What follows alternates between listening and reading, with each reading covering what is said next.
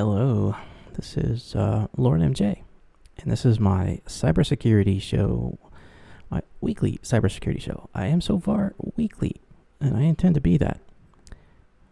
Not all cybersecurity shows are weekly, but I am weekly. So here we go. We're going to do the same thing we always do. Let me see if I get my little itinerary up here. So here's my contact information, my other socials, and here is our episode format, which I'm going to go through. The first thing we do is always listener feedback, if any, and I do have some because 2 weeks ago I had some and I left it off, so I'm going to cover it. And after listener feedback, we're going to do some cybersecurity news. Today's is going to be short. I've typically had about 8 or 9 articles to talk about, but this week only 3. And then I'm going to do a how-to instructional. That is, what I do is I pick the first, so far I've picked the first domain of cybersecurity. There are about 8 domains. And what I do is I pick the first one, and I pick elements out of the first one so far. There's about 10 or 13 different elements you can pick, depending on how you spread them out. I picked one, and I'm going to talk about it. And in this week's format, that is going to be... Let me just go to my notes here real quick. It's going to be the security principles of governance. So that's what we're going to talk about today. Security principles of governance. Security needs governance, you know. And then following that, we're going to do a website tool of the week, which that typically only takes a minute or two. So to begin with, let's talk about listener feedback. And as far as listener feedback goes, I do have some. What this is a person who responded on... What did I do with it? They responded on YouTube. So what I do is I copy the episodes out to YouTube. So I try to do it as soon as I'm done, as soon as it's able to. You can export directly from Twitch over to YouTube. So I often take advantage of that, and I put in my little show notes and everything. It takes a bit, but it typically picks it up probably about a couple hours later. It'll pick it up and publish it. Sometimes I've waited a week just because of the types of items that are in the news that I don't want them to be out the same week. So I did have to wait a week one time. But usually I put it out immediately. So sorry about this one. This one actually came from my second episode, and I do appreciate the feedback. It's feedback from the same person that gave me feedback on the first episode, but it was talking about how I had improved. So I guess I chalked it up as thanks for improving, but it also had feedback in it. So I don't want to miss that, and I want to be able to talk about it. So here we go. Their feedback, this was of the second episode, so I had improved. So they said, much improved audio, ! That helps a lot to know that you've been working on something and it actually works and you're successful. It says you've done a lot to make yourself more listenable, which I think that's a word. Either way, I'm calling it a word, and I think it's a great word. Listenable. So that means a lot to me, actually. It says give yourself a reminder every so often to reset your projecting voice. Now that is true. I have noticed in listening to myself, which I hate listening to myself, but I've just made myself do it. And what happens is I'll get started in a subject and I'll trail off exactly as they were talking about. Hey, thanks, Tina. Appreciate you commenting as well. Yeah, my audio, you know what I did is I'm using all the same equipment and the same settings, except one thing. I decided that I didn't want to change anything other than crank up the gain. So that's all I've done is crank up the gain. I think that's about the best solution I can come up with for now without changing any hardware out. Because the hardware I've got is kind of okay. I mean, it's pretty decent. I spent a good chunk of change on my microphone. It's got a nice arm, so it kind of hangs, sort of a boom mic type setup. But I don't use it like that. I use it as a right in front of my mouth type of location. And it typically sounds best when my face is right up touching it. So It's a little annoying, but I'm trying to get used to it, and because that just seems to be the best way to get the best quality out of it. So I've been doing that, and with that, I am going to try to remind myself, because I have the little display up now, where it shows me what my levels are. I actually have that in the middle of the screen where I can look at it. So I'm going to be constantly looking at that. And that's going to be sort of my feedback loop of how am I doing on my projecting voice. So hopefully it helps a lot. And hey, Tina, how's your day going? You're probably at work, just listening to me. So like you usually do. I appreciate that very much. I hope your day's going well. Hope work's not too bad. They also said some other things, and I'll get to those. It said that the topic spread was interesting. So that's good feedback to know, because sometimes I pick just what's out there, and I just grab everything. And that isn't something I like. So what I like is to do, I guess we'll call it tailoring. I like to tailor the news so that so I don't cover the same thing just over and over every week. I've noticed that some security podcasts that I listen to kind of do that, where they just seem to be covering the same article, but it's not the same article. What it is it's the same thing happening again and a new article about it. And my intent is to not do that. So we're not going to go rehash issues from 2 or 3 weeks ago and stuff like that. These are all going to be like fresh new topics, or at least something that is new about the item that we can talk about. Maybe a new angle, or maybe an update. So I appreciate knowing the topic spread's interesting. I will try to maybe mix in a little bit of old, a little bit of new, and then also anything that's current. Mostly, though, I'm going to be focusing on new. That's the idea anyway. They did say, they made some comments about at that episode that we were talking about, which was a lot of tracking, data collection was in that episode. So they talk about that. And I like what they said here. Let me just read it. So it's especially off-putting when you get served up something that is uncanny like that. And I wonder if anyone in management appreciates how bad the optics are. I believe that will be an ongoing theme. Yes, it will. Especially given today's topics too. One of them anyway. It's going to be kind of that same thing a little bit. So here's where that mix goes of like old, new. Honestly, today though will be a little bit short because I only had 3 articles, and it wasn't because I couldn't go out there and find a bunch of news, but it was more like that's the same old stuff. That's the same old stuff. That's the same old stuff. It's just not helpful. So what I did was I just tried to find things that were helpful, and I ended up with less. In fact, a lot less than half of what I usually do. So we'll see how today goes. They also said in the feedback, they said very humble to reduce yourself to a local expert. And I'm not sure I did that, but I'm gonna take you at your word. I think maybe I did do that. It says, I'm only 16 years into my career, and one of the biggest takeaways is that you can't know everything, but you sure can be good at something. That's why it's important to keep networking in your field. Keep networked in your field. Really, I think they're being plugged into the field, which is totally important. I get that totally. What's often more useful than learning everything is learning who knows what. On the flip side, it's important for the experts to be open and ready to answer these questions. So on that, I'd like to comment that that is something I've run into, that you have this kingdom building type of thing going on sometimes in an organization. And if you see that, you need to quit and find some other place to go. I'll just be completely honest. There's no reason to tolerate that even for a second. And the reason I say that is that's because someone wants to own the data. And when someone wants to own the data like that, they keep it locked up. And so you'll never make any progress. Your organization will never grow because all of the good data is under someone's desk and it will never come out until that person decides it needs to come out. And that is just fundamentally wrong. So unless you have assurances that that's going to stop soon, I'd say you're in the wrong place. You're not in a place that is a joyful place to be for a long term, if you get my meaning.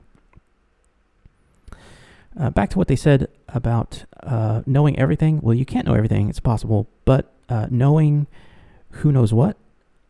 So I think that I've heard that another way where it's I don't know the answer, but I know someone who does. I think that's how you normally hear it, and that is true. Everybody has a network they can access, and that network includes, their buddies from 5 or 6 years ago, other people that are related to you in the field, or possibly you worked with in the past, maybe people you worked for in the past, or worked with, or worked under in the past. They can be very helpful. They'll be part of your network. Even family can be part of your network, especially if they're in the business, or know somebody that knows somebody, that sort of thing. So it's good to always try to develop those connections, and I really think that's what our commenter here is talking about, and that's definitely what I want to highlight. So it's true. The way I've been told to think about it is, if you got fired today, everybody that's in your network, who could help you? Could all the people that are at your current job, which you just got fired from, could they help you? No. So if the only relationships you've ever cultivated are at the place you're currently working, and you get fired, you have nowhere to go. It's just as if you're on the street completely, and you have no leads. So that's not where you want to be. So you definitely need to be cultivating relationships with your vendors. Gag me, but I don't like vendors, but they can be useful sometimes. Also, go to the trade shows, and I wouldn't say go to all of them. I'd say cherry pick. Go to ones where you're definitely going to be meeting with others that are your peers, not your vendors. So you need to learn these peers. You need to learn who is doing your job over at the other place. That's what you need to know. Who is your peer? Go to LinkedIn even, and find out who works there, who is in the information technology, who's in cybersecurity over there, and reach out to them and say, hey, here's what we're doing. What are you guys doing? You have to give a little bit, get a little back, that kind of thing. I have found that very important. One thing I've had to do in the past is we've had to reach out to other places because of cyber attacks. In other words, it's coming from someone, or it was from us to someone else. So we had to reach out to them. And of course, you have your ways of doing that, right? You have your abilities on internet to look who owns a place, who owns a website, or who owns a business or whatever, and you can reach out to their abuse team, right? Their cyber abuse team. So you have these contacts you can reach out to, and I've done that. I've had to reach out to them, and it was one of those things where I had to reach out to them to say, please stop attacking us, or something like that. This belongs to you, and for some reason it's reaching out to us, and we've blocked it, but it continues to do this. We've had to say that. We had to get on the phone and say that. That person that you end up contacting that emails you back or whatever, that's another contact. So you have an opportunity there to grow in your network. Don't miss it.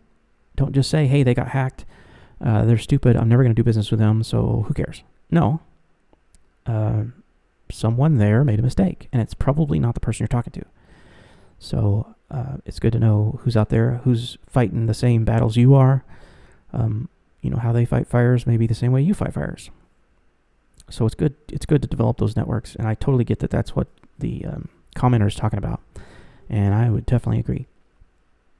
Another part of that comment from that feedback was to develop new people, and that is complete opposite of what I talked about a minute ago, where you've got these people that build kingdoms that they like to hoard information. They keep it until it's needed, and then they pop it out, so that way they're valuable. You definitely need to take new people and give them all the information, right? You got to be careful because you don't want to overdo it, right? You don't want to push a person away, make them sorry that they started working with you. You don't want to do that. But what you could do is you can, I wouldn't say spoon feed them, But you can kind of gauge what they can take, especially if we're talking about an entry-level person. I mean, I've been in this business for 30 years, so an entry-level person's not going to speak the same language as I do, so I'm going to have to learn their language, right? I'm going to have to say, well, where do you hang out? What's this? What do you like? What are you into? Where do you think you're going to be going in 5 years? And then I can talk about those things that they mention. I can lead them in the right direction that way. So definitely develop new people. Get them excited. Get them interested. Let them. What the commenter said is, they said, let them try the task. It's how they build their skills, but be ready to step in with expertise if they hit a wall. Yeah, definitely. Rescue them. Grab them by the cuff and say, hey, don't send that email, or back off on your language on that a little bit, or let's pause and think about this before you hit send on that, or before you bring that service down, let's talk about this. You definitely want to keep them from stepping on the wrong toes, or making something where the optics are bad, using your language, making something that goes up a few levels that someone notices. You don't want that to happen. I like the way they put it. It says, we all knew someone in our careers who well knew how to fix the problem, but would just frustrate us with their unwillingness to help. Oh, yes. Oh, yes. And those are those admins, those kingdom builders. And you saw them, and it was sort of a joke. It was even a joke in the field. It's kind of a joke where you've got that person that sort of runs the network, but they don't ever come out of their office. So you just, feed a pizza under the door and you get your networking to work. They help you with things. That's completely uncalled for and unprofessional. And we have, for the most part, stopped that, but you still see it. You still see it. I personally had to deal with something like that, and it was awful. It was awful to deal with. It was awful to go to somebody and say, I can't work with this person, and to ask for a different task, ask for a different team, be put on a different team, because this person wanted to just own everything, and that's just too bad. Not be like those people. Yes. Just to wrap it up, they said, great second episode. This is back, with the second episode. Looking forward to your next upload to see what you come out with. Okay, well, since then I've done a few more uploads, but I just wanted to come back and get this feedback because I realized it was chock full of feedback. It wasn't just a, hey, great, good to see you improved. It was chock full of its own little feedback pieces, so I definitely want to go back and cover it. With that, let's cover our next part, and that is all of listener feedback, so let's go to cybersecurity news. There are 2 articles out of the 3 that I'm going to cover, and they're kind of related, but I'll cover them separately just because they came up as separate, but I understand that they're both very similar. Unfortunately, Apple's been in the news, but now it's Android's turn. Android has been attacked, and when I say attacked, I mean people have been putting things into their store that are not good. And the title of this article is "The Insidious Android App is Stealing." This insidious Android app is stealing banking info. Delete it now. It's by Andy Sansom from Tom's Guide. Tom's Guide is a well-known resource on the internet. I think it used to be Tom's Hardware Guide, but I think he expanded. In any case, he now does pretty much everything, and he's got a few writers working for him. So this one did a good job. Talked about this one app. Now it's sort of a classification of apps, though. It ends up being several apps. But what I wanted to point out here is the app they're talking about is ToDo, Day Manager. So if you have that in your phone right now, you definitely want to delete it right now. And it may be more complex than that. It may be one of those things where you want to think about a reset of your phone sometime soon, because these tend to invite their friends, especially if they've been on your phone for a while, and they'll tend to start things in the background, and they'll come back and haunt you.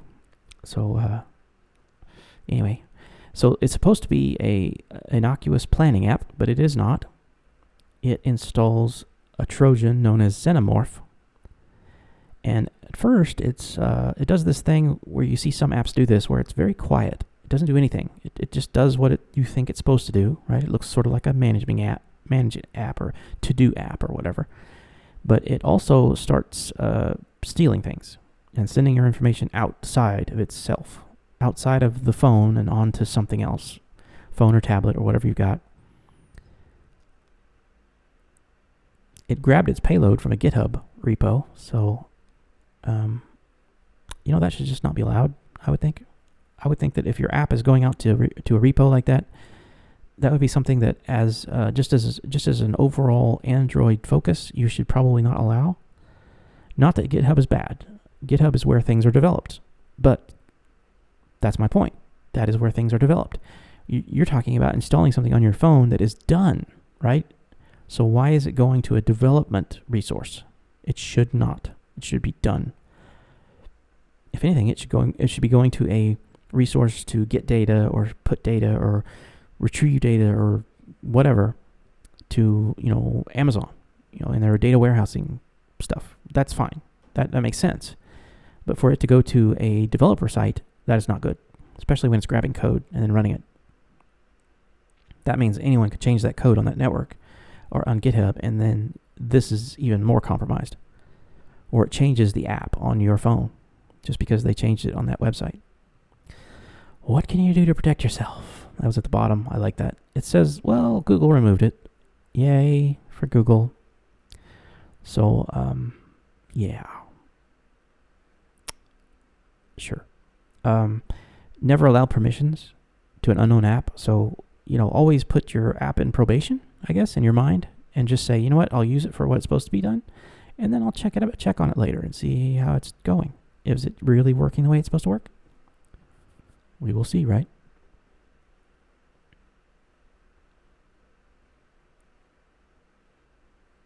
There's also Android antivirus. There you go. So there's a tip. We'll call it a hint tip. This article, though, linked to another article, and it sort of a same kind of thing. And honestly, we talked about this last time, which I find this funny because their picture is a generic picture of a iPhone, but it's talking about Android. Anyway, that's neither here nor there. But it also talks about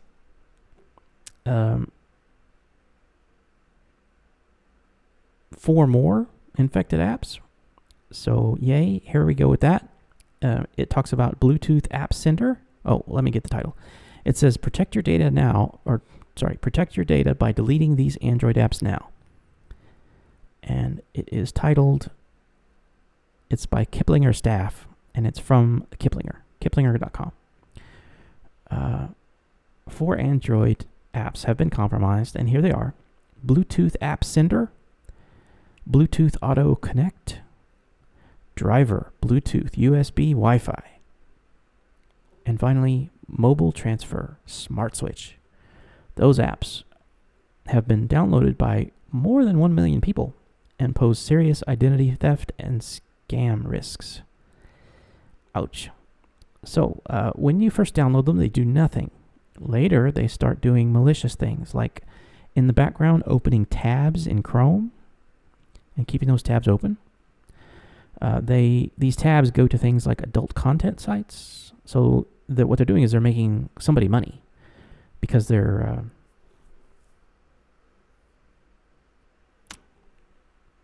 sitting on a page, I guess, racking up clicks for somebody. So in other words, someone's advertising is getting points because they are properly advertising. So it's basically counting as a person that went to their website, and so they get the advertising dollars for that, or the click counts. So anyway, these tabs open in the background, so you may not see them. It's a type of malware known as Trojan HiddenAds. It is recommended that you delete them as soon as possible. So related, there are more apps that you need to take care of. I will also talk about those. Those are called. So if these ring a bell, you need to look at your phone and make sure you don't have these. One of them is called Codish Fiscale 2022. So there's one to be aware of. Actually, I think I can link to this. It came off of this. This page. I think it was here. Okay. No, that is the same. No, here it is. So here are more. It's basically there are two articles that are similar. So here's this one. It talks about these 5 more apps. One of them is called Codish Fiscale 2022, File Manager Small Light, Recover Audio, Images, and Video, Zetter Authentication, My Finances Tracker. Those 5, delete. Delete. They are bad. They need to go away. And Bleeping Computer actually mentioned the type of permission problem that happens with this. And we covered that. I think it was last week. We covered that. So it's more based on the same thing. So that's what I'm getting at. So let's move on. Let's go to the third article that I want to talk about. And this one, it's called Medibank Cyberattack Caused by High-Level Credential Compromise by Claudia Glover. So Medibank was hacked. And before you start thinking that's financial, that is not. It's a medical site. So it was a little confusing in this article, but it seems like 9.7 million people have their information at risk, but they contacted 480,000 to tell them that this happened. So I don't know why the discrepancy. I don't know if... And that's part of the problem of this article and why I wanted to highlight it, is that no disrespect to the writer, Claudia Glover, but that is the problem here, is that not much was said, and that is a problem. These reports are useless to tell us that something got hacked and not tell us why, how, who's at risk, what the people at risk today should do. You need to have that information available, and none of this was given. So that's why I wanted to talk about this one, is because this is how to do a breach report badly, is why I wanted to highlight this article. So let's do some quote of this article. It's from the outset, Medibank has been committed to doing the right thing by its customers, our people, and the community in relation to this crime. No, you haven't. This includes our decision not to pay any ransom demand for this data theft. Well, okay, good for you. Don't pay the ransom. That's fine. Then they implore the public not to download any of the customer information. What? Please don't go to the dark web and download this information.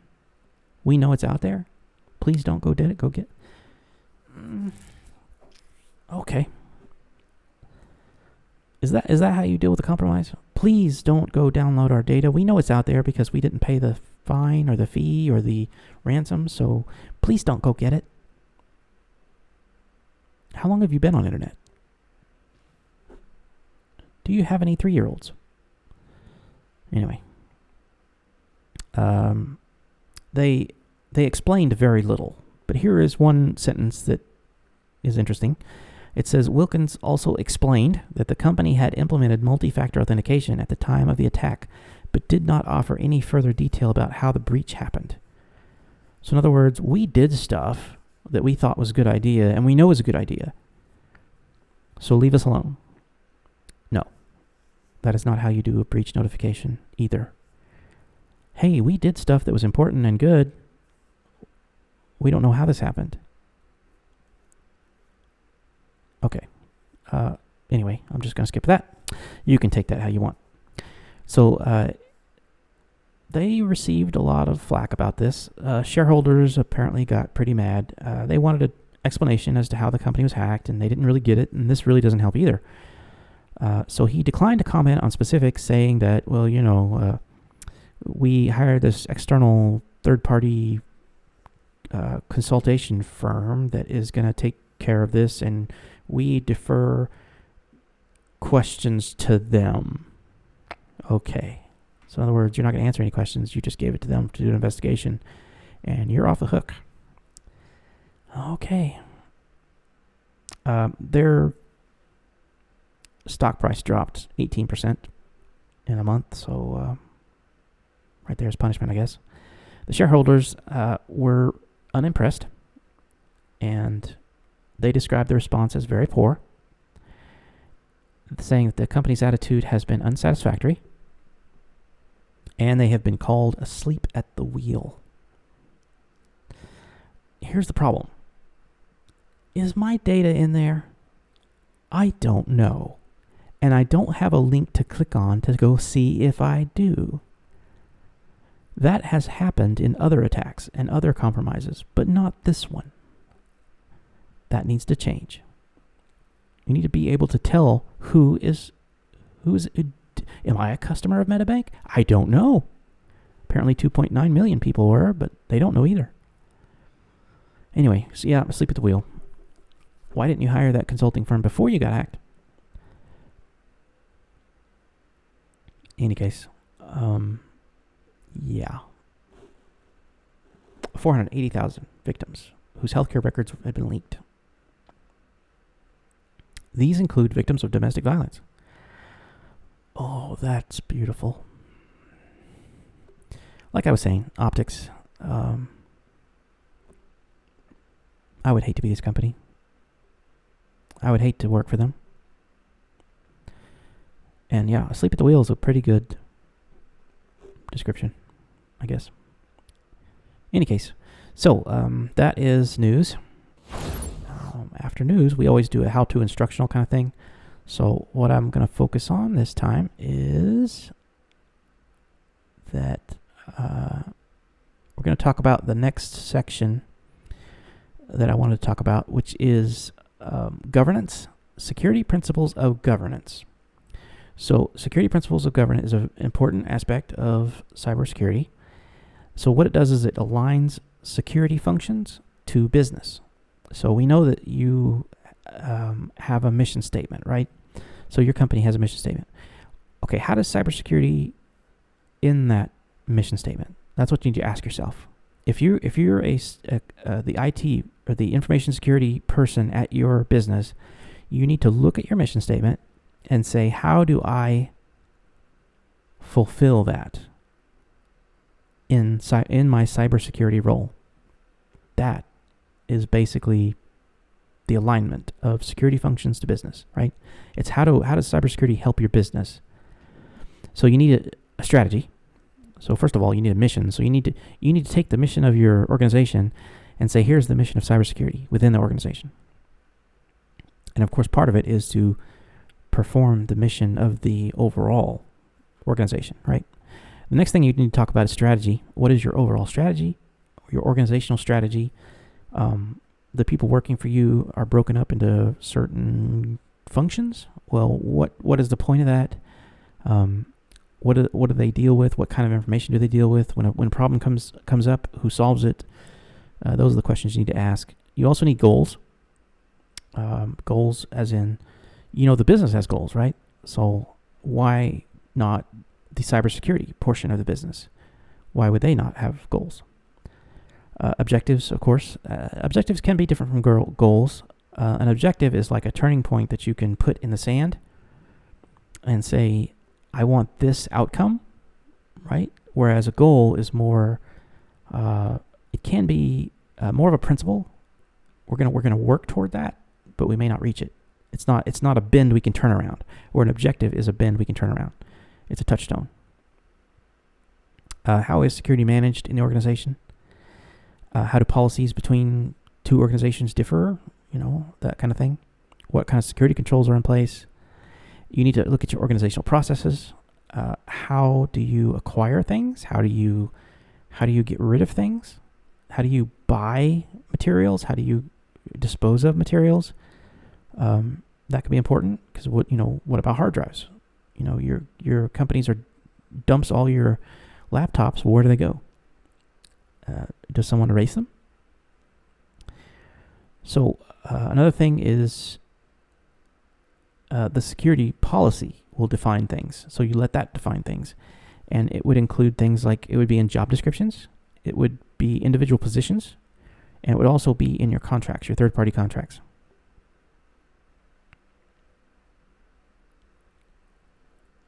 You also have tools. Tools in the sense of how to think about things, not necessarily a tool that you can click install. This is a control framework, so it's almost like you'd need a change control process. You need a onboarding process. You need an offboarding, unloading process. When it comes to people. Another principle is do care. So you need to determine negligence and what to do about it. So if a problem comes up with that, you need to handle it appropriately. Your cyber insurance may even help there because you probably have some. And if you do, then you need to look at their policies and what they do for a loss, or what they consider a loss, or what they consider, you doing your due diligence, right? And do care, and how we're going to pay. We're gonna help you with that insurance. In other words, some cybersecurity insurance is void and null if you didn't do your due diligence. So you need to make sure you're doing that. Do care, due diligence. That's about it. Yeah, I like this. I like this example. So when someone says, "Hey, what's due diligence versus do care?" Well, do care is turning on logging, making sure logging is turned on, making sure it's in your policy to turn on logging. Due diligence is regularly reviewing the logs. So there you go. That's great that you have logs. Does someone look at them? No. That's unhelpful. Yeah. All right. So with that, we have our website tool of the week. Website tool of the week. Okay, so I'm kind of went non-technical for this. Sorry. But here, it's a website. And what it is this. It is called the Lo-Fi Cafe, LOFI.CAFE. That's a website. And what it is you click here, and I think my noise level should be okay. We'll try it. Oh, that's a bit loud. All right, so let's crank that down a bit. Can we crank it down a bit? I don't know if we can crank it down a bit.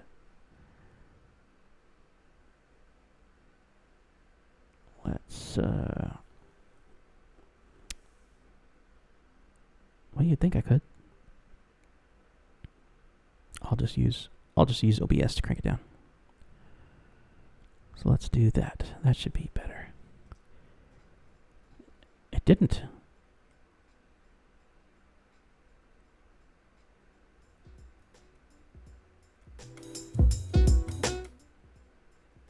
Oh well.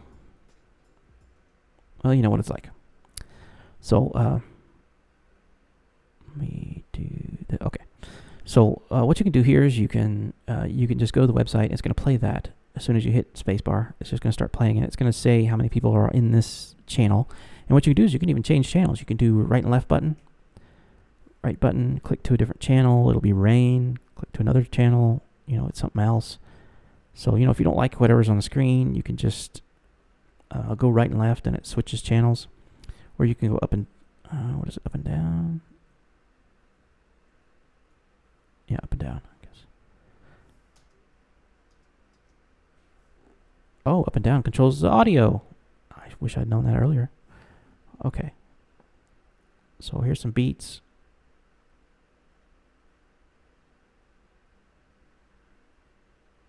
I can't tell it. Oh, there it is. What's next? There's that one.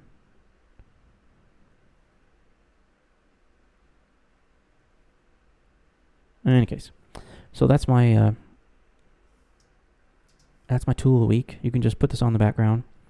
Another thing I do is I often go to Twitch and I just find a friend like Tina Bug here, Tina Bug 02, and I'll just put her on and listen to her in the background, kind of like what she's doing to me, I guess, today. In any case, that is all of that. So sorry for the short episode, but just how the news worked out this time. So, with that, I am going to leave it. I do appreciate the feedback very much.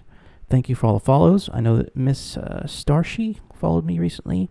TCM Wanderer followed recently. Urezun Lux followed me. Daddy Meowki, thank you. X3 Cats in Coat also followed me. That was about 14 days ago. Acidic Virus, Melkey Studio, GoPro Slow Vio, Sirac 7, Danny DSS, Real Biscus, Gnougat. I guess that's Nougat. That's a clever one. Kind of a Linuxy one. Anyway, appreciate those recent follows. Thank you so much. That's gotten my follower count up over 50. So that's been very nice. I'm at 58 at this point. So hopefully making progress in my work toward my first goal, which is to be on Twitch as an affiliate. Being an affiliate means that I'll be able to accept subscriptions, which means people can subscribe to me if they like me. And also, it allows me to be able to store more videos. It lets me be able to accept other types of money. I can also start making little emoticons, so I'm looking forward to that. I've already got some ideas for emoticons, like to use in chat for the kinds of things we talk about. In any case, that's it for my show. I do appreciate you so much, and we'll see you next time. Bye-bye.